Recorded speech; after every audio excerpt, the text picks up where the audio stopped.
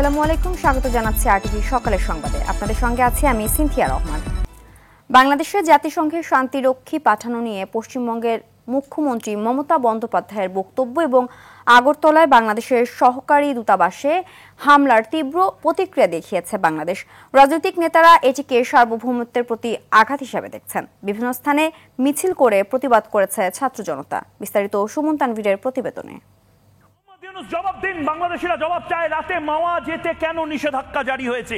মাওয়া ঘাটে একটা সময় ইলিশ মাছ খেতে উদযাপন করতে 5 আগস্ট বাংলাদেশের পট পরিবর্তনের পর থেকেই প্রতিবেশী ভারতের অনেক মিডিয়ায় সংখ্যালঘু নির্যাতন নিয়ে অতিরঞ্জিত খবর প্রকাশের যেন প্রতিযোগিতায় নেমেছে।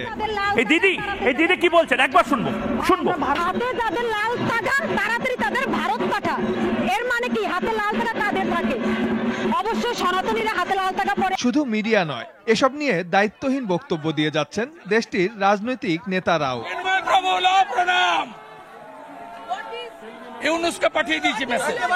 সোমবার দুপুরে ভারতের বিধানসভায় বাংলাদেশের উদ্ভূত পরিস্থিতিতে শান্তি মিশন পাঠানোর মতো হঠকারী বক্তব্য দিয়ে বসেন পশ্চিমবঙ্গের মুখ্যমন্ত্রী মমতা বন্দ্যোপাধ্যায়। এর 3 ঘন্টা পার না হতেই আগরতলায় বাংলাদেশের সহকারী দূতাবাসে হামলা করে বসে উগ্র জনতা। অবমাননা করা হয় বাংলাদেশের জাতীয় পতাকারও। এরপরই ফুঁসে ওঠে বাংলাদেশ। রাতে রাজু ভাস্কর্য থেকে প্রতিবাদ মিছিল বের করে ছাত্র জনতা। ভারত বিরোধী স্লোগানে উত্তাল হয়ে ওঠে ঢাকা বিশ্ববিদ্যালয় ক্যাম্পাস। আমরা গণঅভ্যুত্থান ঘটালাম দাদাদের দাদাগিরি করার জন্য না। ভারতের সাথে সম্পর্ক হবে চোখে চোখ রেখে। আপনি অর্ডার করবেন আর আমরা চোখ বুঝে দাদা করবো, এটা চলবে না। বাংলাদেশের পক্ষে সে ভারত না দাঁড়িয়ে তারা সে খুনি শেখ হাসিনার পক্ষ অবলম্বন করেছে। প্রত্যেকটি ভারতের মানুষের কাছে প্রশ্ন রাখছি, আজকে ভারতে যে ঘটনা হয়েছে এটি কি আপনাদের সভ্যতা এবং ভদ্রতার পরিচয় প্রকাশ করে কি না? মমতার বক্তব্য নিয়ে রাজনৈতিক নেতারাও তীব্র প্রতিক্রিয়া জানিয়েছেন। বিএনপি এটিকে সার্বভৌমত্বের প্রতি আঘাত হিসাবে দেখছে, আর নাগরিক কমিটি অপপ্রচার চালালে সমুচিত জবাব দেওয়ার হুঁশিয়ারি দিয়েছেন। মমতা যে চুক্তি করেছেন বাংলাদেশে শান্তি বাহিনী প্রেরণের, এটা সম্পূর্ণভাবে বাংলাদেশ স্বাধীনতা সার্বভৌমত্বের প্রতি একটি হুমকি স্বরূপ। সাম্প্রদায়িক সম্প্রীতি ক্ষুণ্ণ হওয়ার, বিপন্ন হওয়ার যে অলীক কাহিনী ভারতের মিডিয়াগুলোতে প্রকাশিত হচ্ছে তা কোনো মতেই গ্রহণযোগ্য নয়। ভারত সরকার এরই মধ্যে দূতাবাসে হামলার বিষয়ে দুঃখ প্রকাশ করেছে। তবে বাংলাদেশের প্রতিক্রিয়ার জবাবে এখনো নীরব মমতা বন্দ্যোপাধ্যায়। সুমন তানভীর, আরটিভি, ঢাকা। বাংলাদেশ সম্মিলিত সনাতনী জাগরণ জোটের মুখপাত্র ও বহিষ্কৃত ইসকন নেতা চিন্ময় কৃষ্ণ দাস ব্রহ্মচারীর জামিন আবেদনের শুনানি আজ মহানগর দায়রা জজ মোহাম্মদ সাইফুল ইসলামের আদালতে এই জামিন শুনানি অনুষ্ঠিত হবে। জামিন শুনানির এই দিন আগেই ধার্য হয়েছিল। বুধ ও বৃহস্পতিবার আইনজীবীদের আদালত বর্জন ও কর্মবিরতি কর্মসূচি পালিত হয়। রবিবার আদালতের কার্যক্রম শুরু হলে শুনানির তারিখ জানা যায়। এর আগে গেল 25 নভেম্বর রাষ্ট্রদ্রোহের মামলায় ঢাকা থেকে চিন্ময় দাসকে গ্রেফতার করা হয়। পরদিন 26 নভেম্বর তাকে চট্টগ্রামের একটি আদালতে হাজির করা হলে জামিন নামঞ্জুর করে তাকে কারাগারে পাঠানোর নির্দেশ দেয় আদালত।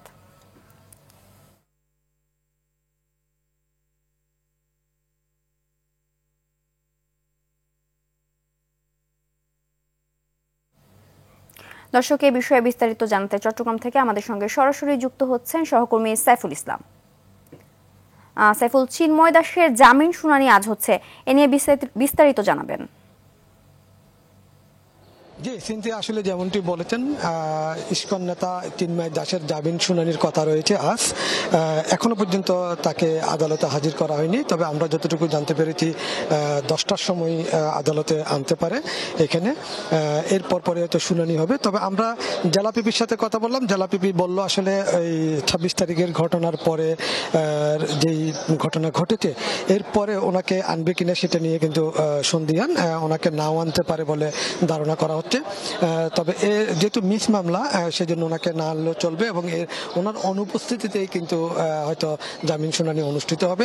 তবে ওই দিন তো ওনার পক্ষে আসলে 50 থেকে 51 জন আইনজীবী দাঁড়িয়েছিলেন এবং সেখানে কিন্তু ওই আইনজীবীদের মধ্যে কিন্তু সাইফুল ইসলাম হত্যা মামলার আসামিও রয়েছেন। সেই জন্য আজকে আসলে কারা দাঁড়াবেন ওনার পক্ষে এখনো পর্যন্ত সেটা পরিষ্কার হয়নি। এরপরও জেলা পিপি বলল আইনজীবী দাঁড়াবেন ওনার পক্ষে হয়তো। এবং এই আদালত চত্বরকে কিন্তু আজকে কঠোর নিরাপত্তা ব্যবস্থা রয়েছে এবং আদালত চত্বরে কিন্তু কোনো গাড়ি উঠতে দিচ্ছে না এবং শুধুমাত্র বিচারকের গাড়ি ছাড়া, এবং যাদের গাড়ি উঠছে তাদেরকে কিন্তু আসলে 2-3 জায়গায় চেকপোস্টে বসিয়ে চেক করা হচ্ছে, এরপরেই তাদেরকে উঠতে দিচ্ছে। এবং যারা আদালতে চাকরি করেন তাদের আইডি কার্ড দেখা হচ্ছে। এর বাইরে যারা বিচার প্রার্থী আছেন তাদেরকে কিন্তু অন্য রাস্তা দিয়ে কিন্তু আদালতে প্রবেশ করতে হচ্ছে, যেদিক দিয়ে আসলে বিচারক কিংবা আসামি আসে সেই রাস্তা দিয়ে কিন্তু আসতে দিচ্ছে না জনগণকে। তবে আদালতে কিন্তু কয়েক স্তরের নিরাপত্তা ব্যবস্থা রয়েছে এবং সেনাবাহিনী রয়েছে, পুলিশ রয়েছে, ডিবি রয়েছে, এর বাইরে সাদা পোশাক রয়েছে। তবে এখনো পর্যন্ত আসলে আদালতে আনা হয়নি, থমথমে অবস্থা বিরাজ করছে। 10টার পরে আমরা বলতে পারবো আসলে ওনাকে কতক্ষণে আদালতে তুলবেন এই বিষয়টি। তবে গতকাল কিন্তু আসলে আইনজীবী হত্যা মামলার আসামিদেরকে আদালতে তোলা হয়েছে, তাদেরকে কিন্তু কারাগারে প্রেরণ করেছেন এবং আদালত প্রাঙ্গণে ভাঙচুর মামলায়, পুলিশের করা মামলায় 8 জনকে 7 দিনের রিমান্ড দিয়েছেন এবং তাদেরকে কিন্তু আজকে অথবা কালকের মধ্যে রিমান্ডে নিয়ে যাবেন বলে আমাদেরকে পুলিশ জানিয়েছেন। সিনথিয়া, এই ছিল আমার কাছে এই মুহূর্তে সর্বশেষ তথ্য। ধন্যবাদ। বিজয়ের 54 বছরে দুর্নীতির কালো থাবা যেন আরো বিস্তার লাভ করেছে। শ্বেতপত্র কমিটির হিসেবে আওয়ামী লীগের 16 বছরেই পাচার হয়েছে 28 লাখ কোটি টাকা। দুদক সংস্কার কমিশনের প্রধান বলেন, 5 দশকে কোনো সরকারি দুর্নীতির লাগাম টানতে পারেনি। স্বাধীনভাবে কাজ করেনি দুদক। দুর্নীতি দূর করতে রাজনৈতিক সদিচ্ছা, সরকারি কাজে স্বচ্ছতা, দুদক নিয়োগ আইন পরিবর্তন, কর্মকর্তাদের শাস্তির বিধান, অর্থ পাচারের শাস্তি বৃদ্ধি সহ বেশ কিছু সুপারিশ তৈরি করেছে সংস্কার কমিশন। আতিকা রহমানের রিপোর্ট। দেশের অগ্রযাত্রায় অন্যতম বাধা দুর্নীতি। 54 বছরে বিভিন্ন রাজনৈতিক দল ক্ষমতায় গেলেও কেউই দুর্নীতি নিয়ন্ত্রণ করতে পারেনি, বরং নীতি নির্ধারকরাই দুর্নীতিতে জড়িয়েছেন। আওয়ামী লীগ মেয়াদে অর্থ পাচার, খেলাপি ঋণ, ব্যাংক লুট তারই জ্বলন্ত উদাহরণ। আইন, বিচার, প্রশাসন, আইন শৃঙ্খলা কিংবা শিক্ষা, স্বাস্থ্য, অর্থ, যোগাযোগ, এমনকি দুদক নিজেও দুর্নীতিতে নিমজ্জিত। সংস্কার কমিশনের প্রধান বলেন, দুর্নীতি দমনে সব সরকারই ব্যর্থ হয়েছে। দুদকে যারা কমিশনার এবং চেয়ারম্যান নিযুক্ত হয়েছেন এ পর্যন্ত সকল ক্ষেত্রেই দলীয় রাজনৈতিক বিবেচনা কাজ করেছে। দ্বিতীয় হচ্ছে যাদেরকে নিয়োগ দেওয়া হয়েছে তাদেরও রাজনৈতিক আনুগত্যের একটা বিষয়ে সবসময় কাজ করেছে। আমলাতন্ত্রের একটা বিশাল প্রভাব আমরা দেখতে পেয়েছি সচিব এবং মহাপরিচালক পদে যারা আছেন, যার ফলে একদিক থেকে রাজনৈতিক প্রভাব, আরেকদিক থেকে আমলাতন্ত্র, এই দুইটার হাতে একটা জিম্মি দশা ছিল দুদকে। অন্যদিকে রাজনৈতিক প্রতিপক্ষকে ঘায়াল করার জন্য দুদককে অনেক সময় ব্যবহার করা হয়েছে। রাজনৈতিক দল ও বিভিন্ন পক্ষের সুপারিশ নিয়ে সংস্কার প্রস্তাব তৈরি করছে কমিশন। এর মধ্যে অন্যতম দুদকের স্বাধীনতা, নিয়োগ আইন সংস্কার, রাজনৈতিক প্রভাব বন্ধ, সরকারি আয় ব্যয় স্বচ্ছতা, দুর্নীতির বিরুদ্ধে কঠোর ব্যবস্থা, সরকারি চাকুরিদের শাস্তি বৃদ্ধি, দুদকের বিশেষ ট্রাইব্যুনাল স্থাপন, নিজস্ব প্রসিকিউশন ইউনিট ও মানি লন্ডারিং আইন প্রয়োগে দুদকের সক্ষমতা বৃদ্ধি। যে উপাদানগুলো তার মধ্যে অন্যতম হচ্ছে যে প্রতিষ্ঠানের উপরে অর্পিত সরাসরি দায়িত্ব আছে দুর্নীতি দমনের বা দুর্নীতি প্রতিরোধের, সেটি যেন কার্যকর হয়। পাশাপাশি অন্য যে সংস্থাগুলোর উপরে রাষ্ট্রীয় যে শুদ্ধাচার ব্যবস্থা যেটাকে বলা হয়, যার মধ্যে প্রশাসন, আইন প্রক্রিয়া সংস্থা, বিচার বিভাগ, অন্য যে কমিশনগুলোর কথা আগে বললাম, এমনকি জাতীয় সংসদ, এদের যে সম্পূরক ভূমিকা, অত্যন্ত অনেক ক্ষেত্রে আবার নিয়ামক ভূমিকা আছে, সেটি ভুললে চলবে না। পুরো প্রাতিষ্ঠানিক আঙ্গিকটাকে, স্পেসটাকে সংস্কারের আওতায় আনতে হবে। একইভাবে কিন্তু সাধারণ মানুষকে দুর্নীতির বিরুদ্ধে সোচ্চার হতে হবে। অর্থ পাচার রোধ ও পাচার অর্থ ফেরাতে দুদকের নেতৃত্বে বাংলাদেশ ব্যাংক, অ্যাটর্নি জেনারেল কার্যালয় ও সংশ্লিষ্টদের নিয়ে সেল গঠনের প্রস্তাব সংস্কার কমিশনের। ব্যক্তির চেয়ে প্রাতিষ্ঠানিক দুর্নীতি রোধে বেশি গুরুত্ব দেওয়ার পরামর্শ দেবে কমিশন। আতিকা রহমান, ITV, ঢাকা।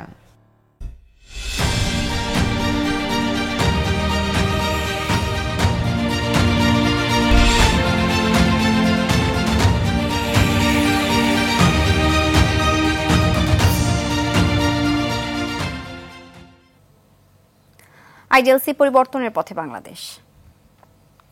হাসিনা সরকার পতনের পর সবশেষ শিক্ষা কারিকুলাম নিয়ে সমালোচনা হয়। মাত্র 3 মাসের মধ্যে শিক্ষা মন্ত্রণালয়ের বেঁধে দেয়া সংক্ষিপ্ত সিলেবাসে বার্ষিক পরীক্ষা পদ্ধতি ফেরায় স্বস্তি ফিরেছে শিক্ষাঙ্গনে। বার্ষিক পরীক্ষায় ফেরাকে আশীর্বাদ বলছেন শিক্ষক ও অভিভাবকরা।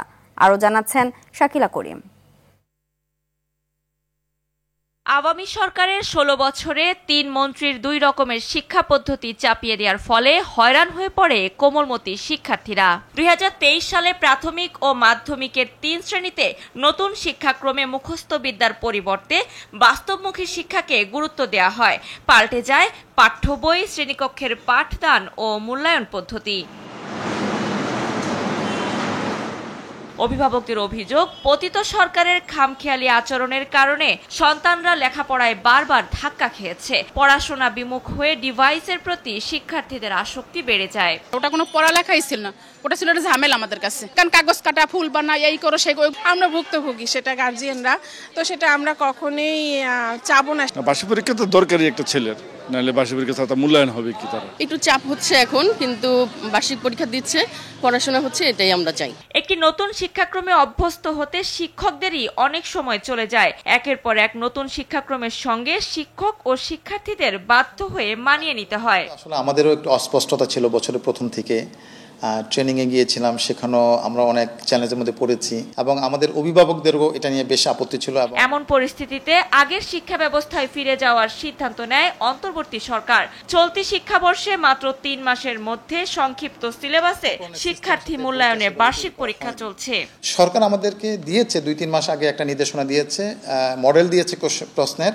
সেই প্রশ্নের মডেলের আকারে আমরা শিক্ষার্থীদের ক্লাসে শিখিয়েছি। 2025 সালের শুরু থেকে কিছুটা চাপ থাকবে, তবে চ্যালেঞ্জ মোকাবেলার পরিকল্পনা এরই মধ্যে নেওয়া হয়েছে বলে জানান এই শিক্ষক। আমরা যেটা শিক্ষকদের সাথে বসে সিদ্ধান্ত নিয়েছি যে আমরা এই বিষয়গুলো পড়াতে গিয়ে আগামী বছর যে চ্যালেঞ্জটা আসবে সেই ক্ষেত্রে আমাদের একটু কঠিন পরিশ্রম করতে হবে এবং আমাদের শিক্ষার্থীদের পরিশ্রম করতে হবে। আমার অভিভাবকদের প্রতি আমাদের অনুরোধ থাকবে, আপনারাও শিক্ষার্থীদের প্রতি নজরদারি করবেন। 2012 সালে উদ্দেশ্য ভিত্তিক সৃজনশীল শিক্ষাক্রমকে বিশ্বের সবচেয়ে যুগোপযোগী পদ্ধতি বলে দেশে চালু করা হয়েছিল। পুনরায় সেই শিক্ষা ব্যবস্থায় ফিরেছে সরকার। শাকিলা করিম, RTV, ঢাকা। জেলেদের কাছ থেকে চাঁদা আদায়ের অভিযোগ উঠেছে বন বিভাগের স্মার্ট টহল বাহিনীর বিরুদ্ধে। জেলেরা জানায়, মাছ ধরতে গেলে স্মার্ট বাহিনীর সদস্যরা তাদের আটকে 30,000 টাকা থেকে কয়েক লাখ টাকা চাঁদা আদায় করে। দিতে না পারলে ট্রলার আটকে করা হয় অমানবিক নির্যাতন, মিথ্যা মামলা দিয়ে পাঠানো হয় জেলে। এসব থেকে পরিত্রাণ চায় জেলেরা। পাথরঘাটা থেকে তাওহিদুল ইসলাম শুভর প্রতিবেদন জানাচ্ছেন ইমরুল কায়েস। জয়নাল মাঝি 2023 সালে 13 সেপ্টেম্বর মাছ ধরে ফেরার সময় সুন্দরবন এলাকায় স্মার্ট বাহিনীর হাতে গুলিবিদ্ধ হয়। এরপর থেকে অকেজো ডান হাত। ওরা গুলি করছে, গুলি করার পর আমি পড়ে রয়েছি, কিন্তু আর এখনো জিজ্ঞাসাবাদ করেনি। স্মার্ট বাহিনীতে যে উপকার করে আর সে ক্ষতি করে বেশি। আমি স্মার্ট বাহিনীতে না দিয়ে আর সেই ডাকাত ভালো ছিল। জলদস্যু 50,000 টাকা কাট করলে হারা পাতলা পাওয়া যাইতে। জেলেদের অভিযোগ, সুন্দরবনে মাছ ধরতে গেলে 30,000 থেকে কয়েক লাখ টাকা মাসোহারা দিতে হয় বন বিভাগের স্মার্ট বাহিনীকে। দিতে না পারলে ট্রলার আটকে করা হয় অমানবিক নির্যাতন, মিথ্যা মামলা দিয়ে পাঠানো হয় জেলে। ঘরে ভাত থাকুক বা না থাকুক, প্রতি মাসে স্মার্ট বাহিনীকে চাঁদা দিতেই হয়। ধরিয়ে নিয়ে এবার টাকা দাও, তেল নেয়, মাসুডই দাও কত দিন। সাগরের ওয়েদার খারাপ হয়, ওয়েদার খারাপ হইলে যে আমরা যে কোনো এক জায়গায় আশ্রয় নেবো, সুন্দরবন ঢুকলে আমাদের ধরিয়ে নিয়ে চালান দিয়ে যায়। স্মার্টে 4 লাখ 5 লাখ একজনের ডেগুন দেওয়া ধরলে দাদারা করে। এই হেমায়ত মল্লিকের একটা বোট ধরিয়া 5 লাখ টাকা নেছে এবং জাল ধরি সব শেষ করে ফেলাইছে। সাগর বা সুন্দরবনের আশেপাশের এলাকায় মাছ শিকার বা বন্যার কারণে নিরাপদ আশ্রয়ে গেলে জেলেদের উপর স্মার্ট বাহিনীর হামলা ও নির্যাতনের কথা স্বীকার করেন ট্রলার মালিক সমিতি। বলেশ্বর নদী এবং কচিখালিতে যেসব জেলেরা জাল বায়, এদের এই মাঝে মাঝেই স্মার্ট বাহিনী ধরে নিয়ে যায়। তো যারা টাকা পয়সা দেয় তাদেরকে ছাড়িয়ে দেয়, বাকি যারা চালান দিয়ে দেয়। তবে এসব অভিযোগ অস্বীকার করেন বন বিভাগ। যে কোনো অবৈধ চাঁদাবাজি করার বা অবৈধ টাকা পয়সা নেওয়ার বা অবৈধ লেনদেন করার কোনো সুযোগ নেই, এবং সেটা যদি কোনো লিখিত অভিযোগ পাই আমরা, সেরকম আমরা অবশ্যই ব্যবস্থা নেব। ইমরুল কায়েস, RTV। একটি অন্তর্ভুক্তিমূলক এবং টেকসই ভবিষ্যতের জন্য প্রতিবন্ধী ব্যক্তিদের নেতৃত্ব বৃদ্ধি করা প্রতিপাদ্যে পালিত হচ্ছে প্রতিবন্ধী ব্যক্তিদের আন্তর্জাতিক দিবস 2024। সকালে বঙ্গবন্ধু শেখ মুজিব মেডিকেল বিশ্ববিদ্যালয় হাসপাতালে প্রতিবন্ধী ব্যক্তিদের আন্তর্জাতিক দিবস 2024 উপলক্ষে র্যালি অনুষ্ঠিত হয়।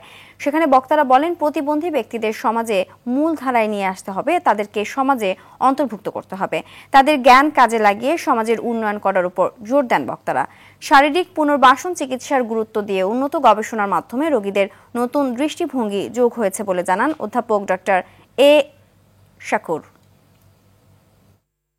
যেই সুযোগ সুবিধা ভোগ করেন যে সমস্ত ডিজেবল পার্সন, আমরাও আশা করি আমাদের দেশে আমরা এই সুযোগ সুবিধা সৃষ্টি করতে পারবো এবং সরকার ব্যাপকভাবে এগিয়ে আসবেন। এদেরকেই সমাজের সাথে মিশিয়ে নিয়ে তাদের যে অ্যাবিলিটি আছে, তাদের যে ক্ষমতা আছে, সেই ক্ষমতাকে ব্যবহার করে আমরা দেশ ও জাতির খেদমতে তাদেরকে অন্তর্ভুক্ত করব।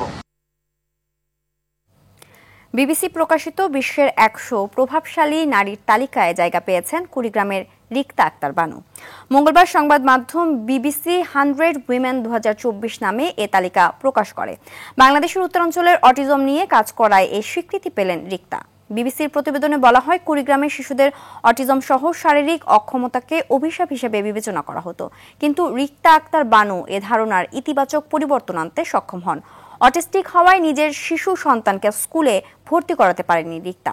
এরপর তিনি নিজেই স্কুল প্রতিষ্ঠা করেন, নাম রিক্তা আক্তার বানু বুদ্ধি প্রতিবন্ধী বিদ্যালয়। স্কুলটিতে এখন 300 বিশেষ চাহিদা সম্পন্ন শিশু পড়াশোনা করছে।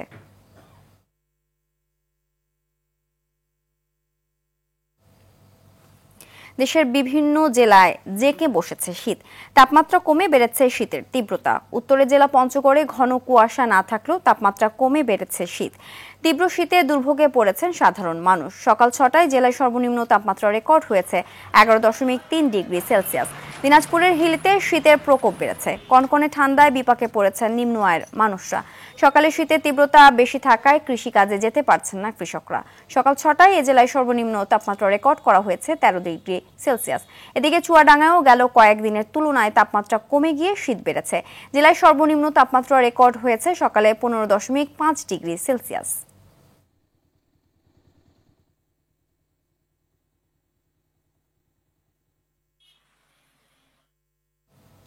দর্শক, এই বিষয়ে বিস্তারিত জানাতে হিলি থেকে আমাদের সঙ্গে সরাসরি যুক্ত হচ্ছেন সহকর্মী আব্দুল আজিজ। আজিজ, হিলিতে তাপমাত্রা 13 ডিগ্রিতে নেমে এসেছে, শীতের তীব্রতা কেমন জানাবেন?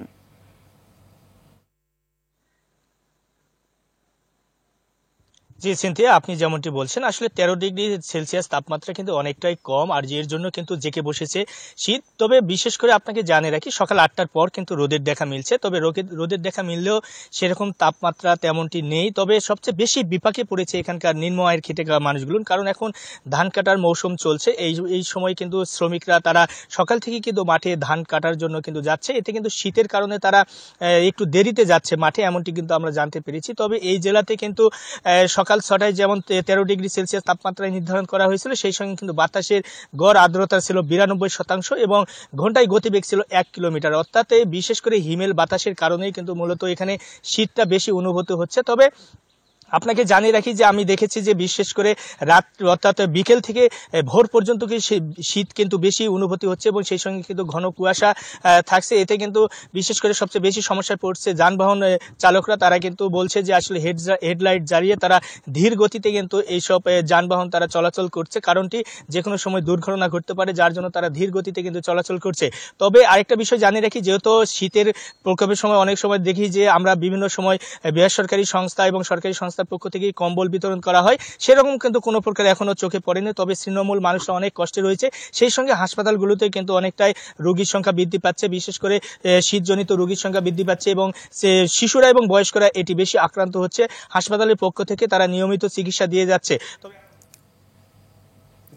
কিশোরগঞ্জের বাজিতপুরে একই পরিবারের 6 ভাই বোনের মাঝে 5 জনই বিশেষ চাহিদা সম্পন্ন মানুষ। প্রতিবন্ধকতার শত দেয়াল ডিঙিয়ে 2 ভাই বোন এরই মধ্যে পড়াশোনা শেষ করেছেন। এক বোন পেশায় শিক্ষক, দরিদ্র হলেও কারো করুণা চান না। নিজ যোগ্যতায় সরকারি বেসরকারি চাকরি পেলেই খুশি তারা। কিশোরগঞ্জের অষ্টগ্রাম সংবাদদাতার তথ্য ছবিতে পরিবারটির সংগ্রামের গল্প জানাচ্ছেন সাইদ মাহমুদ। 4 বছর আগে বাজিতপুর সরকারি কলেজ থেকে ব্যবস্থাপনা বিষয়ে অনার্স শেষ করেন মার্জিয়া আক্তার। এবড়ো-থেবড়ো মেঠোপথ পাড়ি দিয়ে মূল সড়কে পৌঁছানোর যুদ্ধটা তার কাছে নতুন কিছু নয়। এভাবেই রোজ একটি বেসরকারি স্কুলে পড়াতে যান 28 বছর বয়সী মার্জিয়া।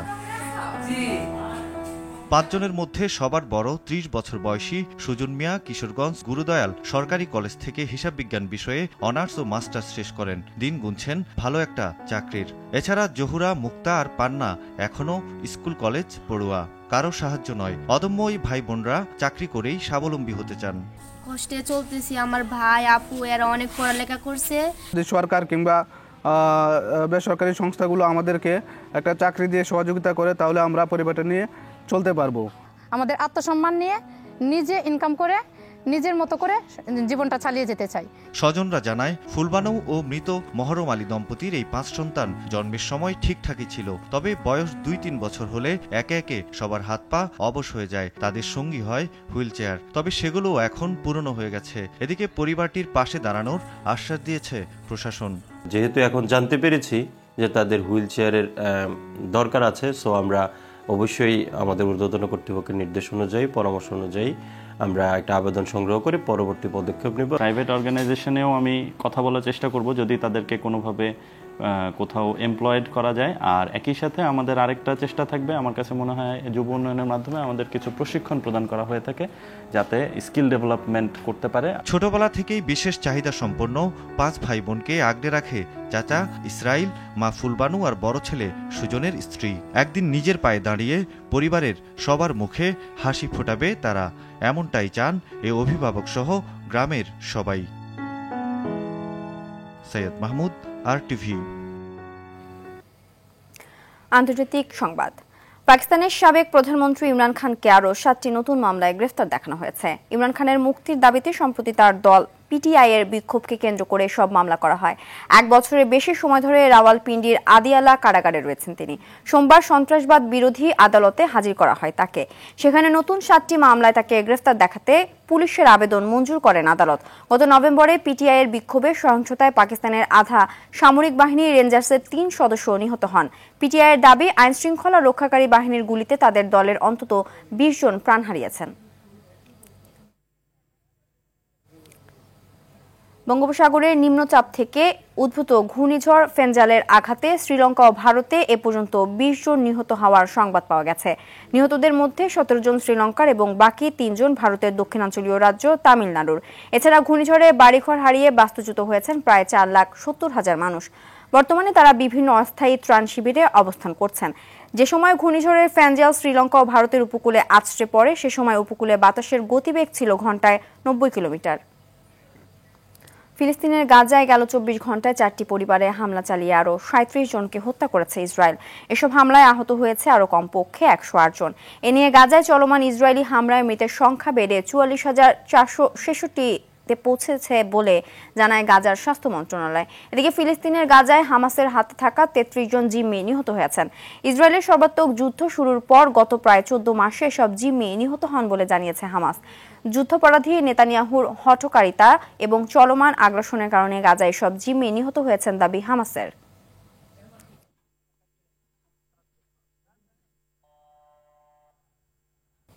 নতুন মৌসুমে ফেডারেশন কাপ ফুটবল টুর্নামেন্ট মাঠে গড়াচ্ছে আজ। উদ্বোধনী দিনে ভিন্ন 2 ভেন্যুতে গ্রুপ A এর 2টি ম্যাচ অনুষ্ঠিত হবে। কুমিল্লার শহীদ ধীরেন্দ্রনাথ দত্ত স্টেডিয়ামে টুর্নামেন্টের বর্তমান চ্যাম্পিয়ন বসুন্ধরা কিংসের মুখোমুখি হবে গোপীবাগের দল ব্রাদার্স ইউনিয়ন। ঘরোয়া ফুটবলে অপ্রতিরোধ্য গতিতে এগিয়ে চলা বসুন্ধরা কিংস ফেডারেশন কাপের প্রথম ম্যাচেও ধরে রাখতে চায় আধিপত্য। আর নতুন উদ্যমে এবারের মৌসুম শুরু করা ব্রাদার্সও জয়ের বিকল্প ভাবছে না এই ম্যাচে। দুপুর 2:30টায় মুখোমুখি হবে 2 দল। একই সময় ময়মনসিংহের রফিক উদ্দিন ভুঁইয়া স্টেডিয়ামে পুলিশ ফুটবল ক্লাব খেলবে ফর্টিস এফসির বিপক্ষে। ম্যাচ শেষে জয়ের হাসি হাসতে চায় 2 দলই।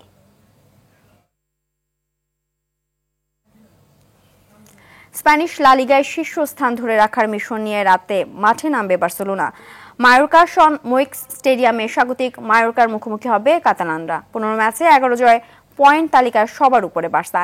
এই ম্যাচে জয় নিয়ে সেই জায়গাটা ধরে রাখতে চায় বার্সেলোনা। আর ঘরের মাঠে বার্সার বিপক্ষে আধিপত্য দেখিয়ে পয়েন্ট তালিকায় এগিয়ে যেতে চায় মায়োর্কা। রাত 12টায় শুরু হবে ম্যাচটি।